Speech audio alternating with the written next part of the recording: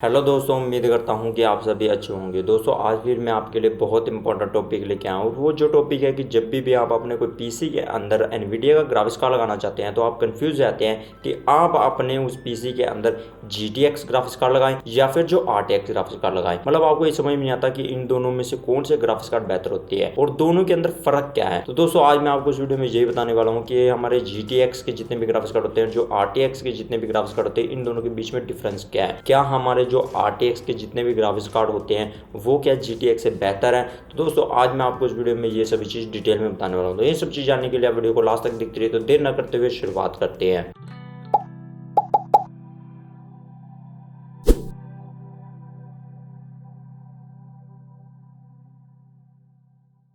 दोस्तों सबसे पहले हम बात करते हैं कि जितने भी हमारे GTX जितने भी ग्राफिक्स कार्ड होते हैं, इनमें जो सीरीज़ कौन सी होती है, मतलब किनको हम GTX ग्राफिक्स कार्ड बोलते हैं। आपने देखा होगा कि जितने भी हमारे 10 सीरीज़ के जितने भी ग्राफिक्स कार्ड होते हैं उन्हें हम GTX जो ग्राफिक्स कार्ड बोलते हैं। आपने देखा होगा जैसे 1080, 1000 मान लीजिए 50, 1000 मान लीजिए 60। तो इस तरह के जितने भी 10 सीरीज़ वाले जितने भी ग्राफिक्स कार्ड होते हैं उसे हम GTX के जितने भी ग्राफिक्स कार्ड बोलेंगे।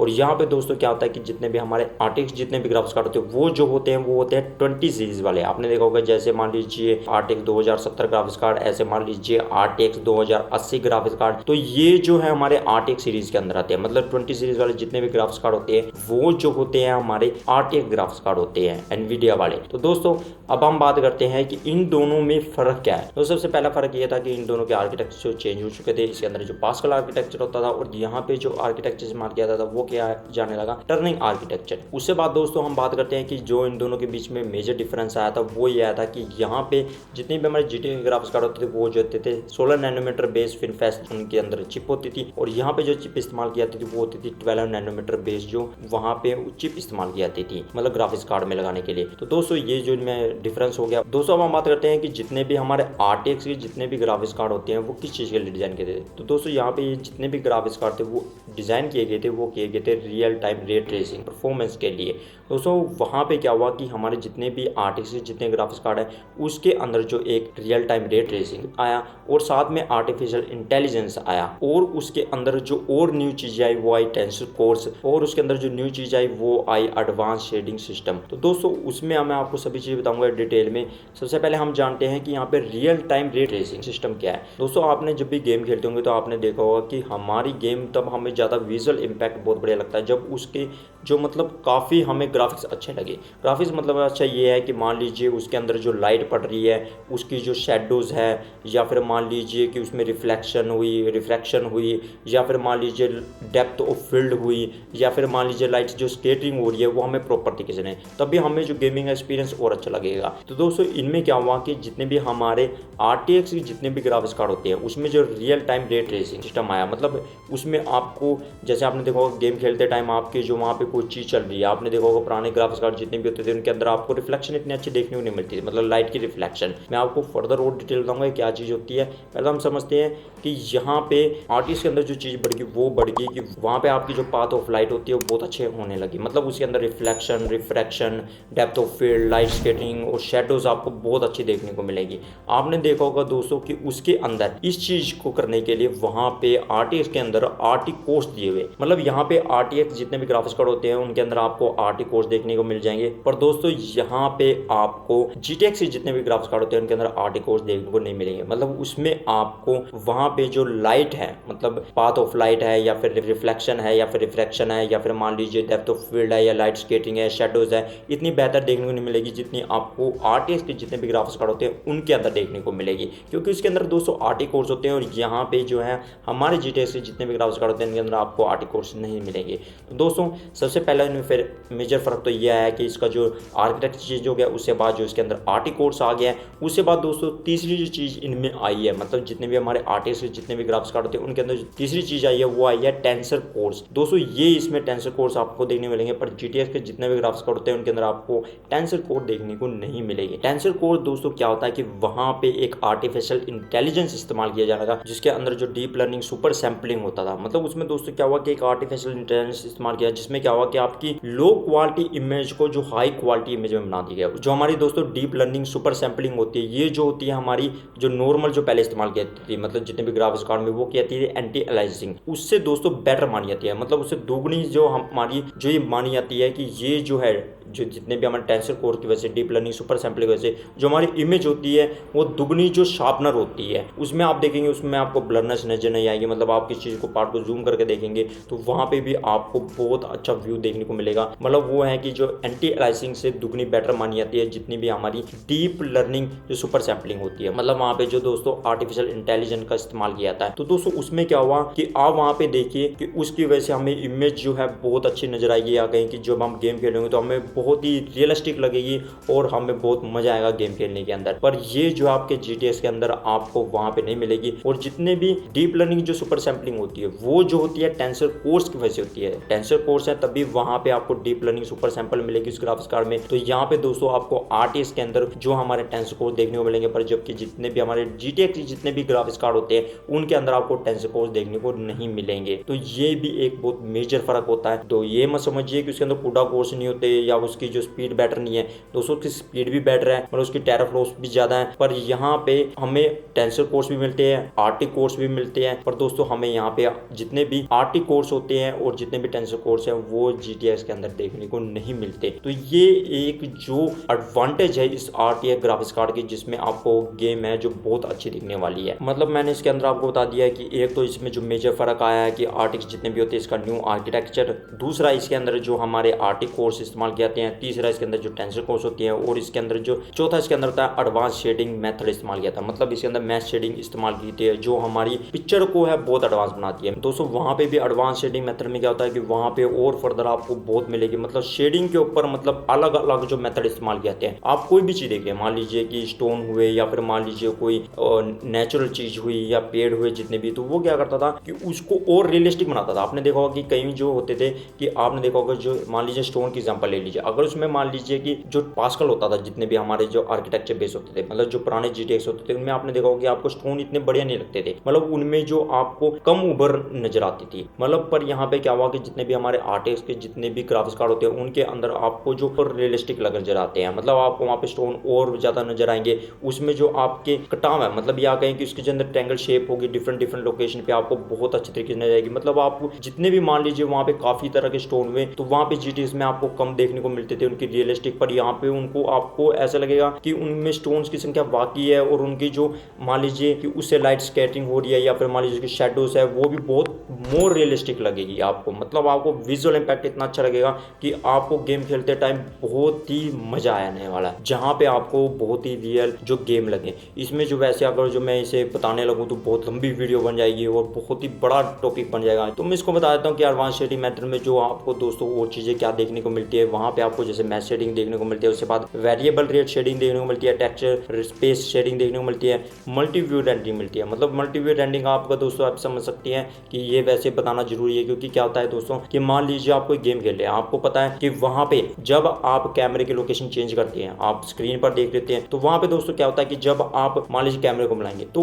उसके हिसाब से आपकी जो लाइट का इफेक्ट भी पड़ जाएगा दूसरी तरीके से। मतलब आप जिस तरफ से देखेंगे वहाँ पे आपकी लाइटनिंग इफेक्ट भी बदल जाएगा, आपका रिफ्लेक्शन भी बदल जाएगा, रिफ्लेक्शन बदल जाएगा, शेडो भी बदल जाएंगी हर किसी चीज की, ऑब्जेक्ट की। तो दोस्तों वहाँ पे जो मल्टी व्यू रेंडरिंग का इस्तेमाल किया जाता है ताकि आपको जब मान लीजिए आप किसी जगह पर एकदम से कोई चीज करें तो वहाँ पे आपको एकदम से वो बिल्कुल पिक्चर इफेक्ट मिले, ये ना हो कि ब्लरी हो या पिक्चर क्वालिटी अच्छी ना हो, या फिर वहाँ पे आप अगर कैमरा करें या फिर मान लीजिए जो आपको चीज नहीं आए वहाँ पे भी आपको जो लाइटिंग इफेक्ट है या शेडो रिफ्लेक्शन इफेक्ट है वो अच्छा देखने को मिले।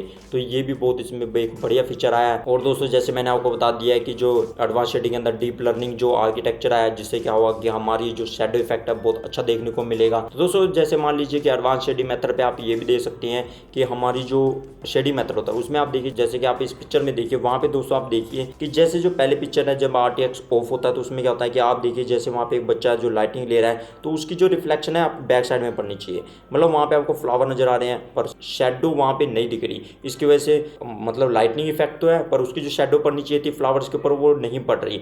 तो उससे क्या हुआ कि वहाँ पे आपको फ्लावर्स नजर आ रहे हैं, पर जब RTX ऑन करेंगे तो लाइटिंग इफेक्ट की वजह से और उसकी शेडो की पड़ने की वजह से, जैसे कि मान लीजिए हमारे ऊपर लाइट पड़ रही है तो हमारी शेडो बैक साइड में पड़ेगी, तो वहाँ पे इसकी वजह से देखिए कि आपको बिल्कुल रियलिस्टिक नजर आए। ऐसे कोई बच्चे की ले लीजिए, वहाँ पे भी देखिए आपको कितना बेस्ट देखने को मिल रहा है। तो ये चीज़ें बहुत ही होती हैं कि वहाँ पे एक लाइटनिंग इफेक्ट है, एक मतलब रिफ्लेक्शन रिफ्रैक्शन आप देखिए, जैसे कार्स के अंदर आप देख सकते हैं यहाँ पे देखिए कि RTX जब ऑफ है तो आपको कार के अंदर मतलब आपको वहाँ पे रिफ्लेक्शन नहीं दिख रही जो फायर की, और जब आप RTX ऑन करते हैं तो आपको कार के बॉडी के अंदर जो रिफ्लेक्शन देखने को मिलती है जो फायर की। तो ये देखिए आपको बहुत रियलिस्टिक बनाती है, मतलब वहाँ पे आपको गेम जो है बहुत थ्रिलिंग लगेगी, जिससे आपको गेम खेलने में बहुत ज़्यादा मजा आएगा। तो दोस्तों ये जो चीज़ें हैं मतलब हमारे RTX ग्राफिक्स कार्ड के अंदर है। दोस्तों अगर मान लीजिए हम GTX से कोई ग्राफिक्स कार्ड और मान लीजिए RTX से कोई ग्राफिक्स कार्ड का कंपैरिजन ले, मान लीजिए हम यहाँ पे GTX जो 1080 ग्राफिक्स कार्ड होता है और यहाँ पे जो RTX का 2080 ग्राफिक्स कार्ड है, इन दोनों के बीच में कंपैरिजन करें, मतलब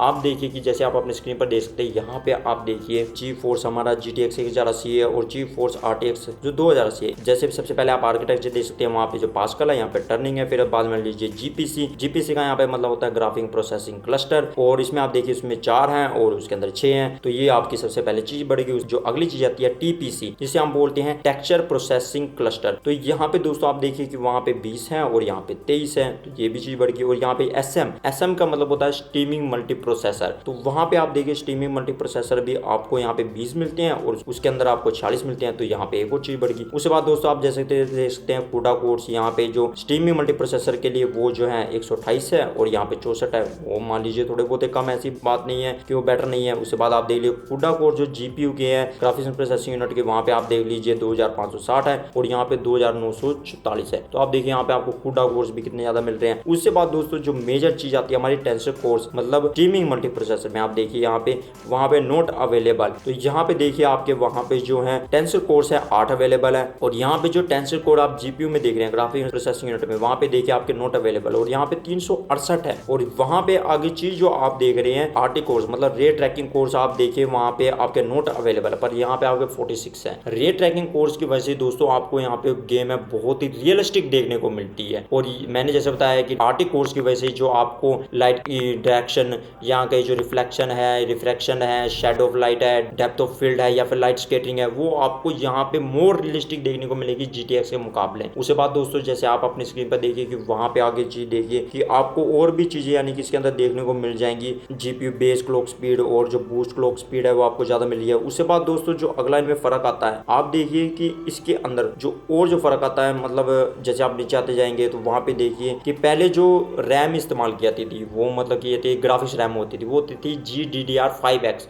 और यहाँ पे जो ग्राफिक्स रैम होती है वो होती है GDDR6। और दोस्तों इसके अंदर और क्या चीज़ें आपको देखने मिलेंगी, वो मिलेंगी कि आप यहाँ पे देखिए कि उनका मान लीजिए मेमोरी इंटरफेरेंस दोनों का सेम है, ठीक है मानते हैं, और उसके अंदर आप देखिए कि मेमोरी बैंडविड्थ आपको देखिए गीगाबाइट्स पर सेकंड में वहाँ पे 320 मिल रही है और यहाँ पे 448, तो वो बहुत ज़्यादा देखने को मिल रही है। उसके बाद टेक्सचर यूनिट भी आपको बहुत ज़्यादा देखने को मिल रही है। उसके बाद दोस्तों आप देखिए कि यहाँ पे जो L2 कैचे मेमोरी है तो वो भी आपको यहाँ पे 2 MB की जगह 4 MB मिल रही है, जिससे क्या होगा कि आपकी जो प्रोसेसिंग है बहुत जल्दी होगी, मतलब आपको गेमिंग खेलते टाइम आपके वहाँ पे परफॉर्मेंस आपको बहुत अच्छी दिखने वाली है GTX के मुकाबले। तो दोस्तों अब आपके मन में सवाल आता होगा कि जितने भी हमारे RTX जितने ग्राफिक्स कार्ड है तो हमें फ्रेम रेट भी ज़्यादा देते होंगे। तो दोस्तों ऐसा नहीं है कि ये जो फ्रेम है आपको GTX के मुकाबले कि आपको बहुत ज़्यादा देते हैं, वो गेम के ऊपर डिपेंड करता है। पर ज़्यादातर केस देखने में ये मिला है कि जितने भी हमारे RTX जितने भी ग्राफिक्स कार्ड होते हैं उनमें दोस्तों क्या होता है कि जब आप RTX जो है मतलब जब आप RTX ऑन करेंगे, मतलब आपके ग्राफिक्स कार्ड में मतलब जो RT कोर्स इनेबल करेंगे रे ट्रैकिंग सिस्टम वाला, तो वहां पे क्या होगा कि आपको गेम मोर रियलिस्टिक लगेगी, पर वहां पे फ्रेम रेट नहीं आपको वहां पे बढ़ते नजर आएंगे। वो आपको 1 या 5 से लेकर फ्रेम रेट घट भी मिल सकते हैं, क्योंकि वहां पे टेंसर कोर्स की काम कर रहे हैं जो आपको पिक्चर क्वालिटी और ज्यादा नजर आ रही है, मतलब फ्रेम उसी फ्रेम रेट में या कहीं 1-2 फ्रेम रेट कम भी हो सकता है, और वहां पे आपको जो गेमिंग एक्सपीरियंस है बहुत ज्यादा देखने को मिलेगा। जैसे आप इन सभी पिक्चर देख सकते हैं, वहां पे आपको रिफ्लेक्शन कैसे देखने को मिल रही है। आप मान लीजिए किस चीज़ में शेड्यूल कैसे देखने को मिल रही है, वो आपको बहुत अच्छा दिखने वाला जितने भी हमारे RTX ग्राफिक्स कार्ड होते हैं। दोस्तों अगर हम एक कंपैरिजन करें तो उसमें भी आप ये फर्क देख सकते हैं। जैसे मान लीजिए GeForce जो हमारा GTX 1070 है और यहाँ पे मान लीजिए कि हमारा जो GeForce जो RTX है मतलब 2070 आप यहाँ पे भी देख सकते हैं। तो उसमें आप देखिए कि वहाँ पे भी आपको ये सेम चीज़ देखने को मिल जाएगी कि वहाँ पे आपको RTX कोड देखने को मिलेंगे, टेंसर कोड्स देखने को मिलेंगे, पर जबकि आपको GTX 1070 में देखने को नहीं मिलेंगे। तो दोस्तों जितने भी हमारे RTX से जितने भी ग्राफिक्स कार्ड होते हैं उनके अंदर जो न्यू फीचर आए हैं या कहें कि उनमें एडवांस चीज़ें क्या है, एक तो उनका आर्किटेक्चर चेंज हो चुका है, टर्निंग आर्किटेक्चर, और यहाँ कहें कि उनकी जो चिप भी होती है वो भी मतलब काफ़ी जो फास्ट हो चुकी है, जो डीप लर्निंग, सुपर सैम्पलिंग, जो आर्टिफिशियल इंटेलिजेंस का इस्तेमाल करती है, जो आपकी पिक्चर को सुपर क्वालिटी बनाती है, मतलब कहें कि लो क्वालिटी इमेज को भी बहुत अच्छा बना देती है।